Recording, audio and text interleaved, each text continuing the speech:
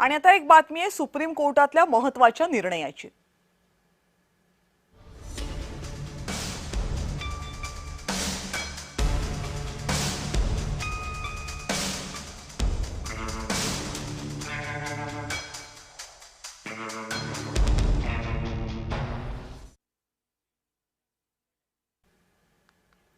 Supreme कोर्टाने आज एक महत्त्वाचा निर्णय दिलाय। तो निर्णय काय आहे बघूया।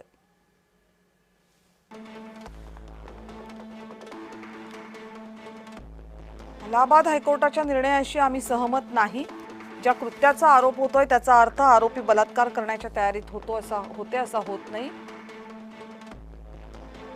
आरोपींकडून बलात्काराचा प्रयत्न झाला असा त्याचा अर्थ होतो।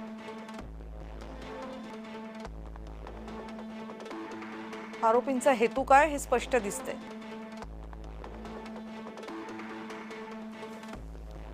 आणि म्हणूनच पीडित आणि सरकारी वकिलांनी बलात्काराचा प्रयत्न केल्याचा आरोप केलाय।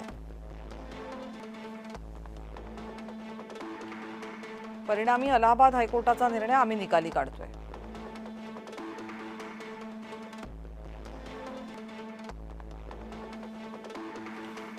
आणि या विषयावर कायदेतज्ञ ॲडव्होकेट अनिता बाफना यांचं मत बघूया।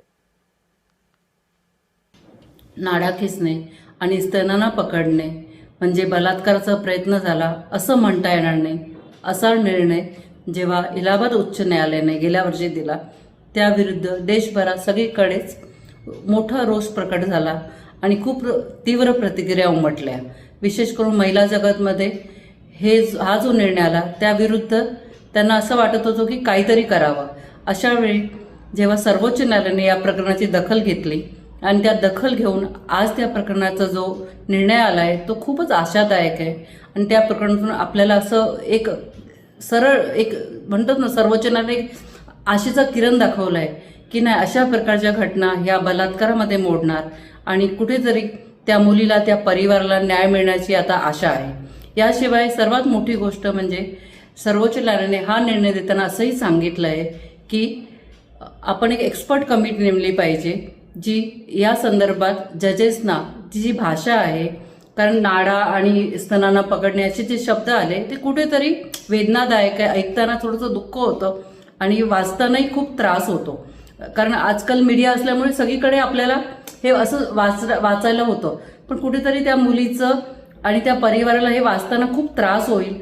आणि त्यामुळे सांगितलं की जजेसची जी भाषा ती कंपॅशनेट आणि म्हणतात की असं सेन्सिटिव्ह असली पाहिजे, हे 2 शब्द त्यांनी वापरले। याचा बुलेटिनमध्ये वेळ झाली, इथेच थांबण्याची। पाहत रहा जय महाराष्ट्र।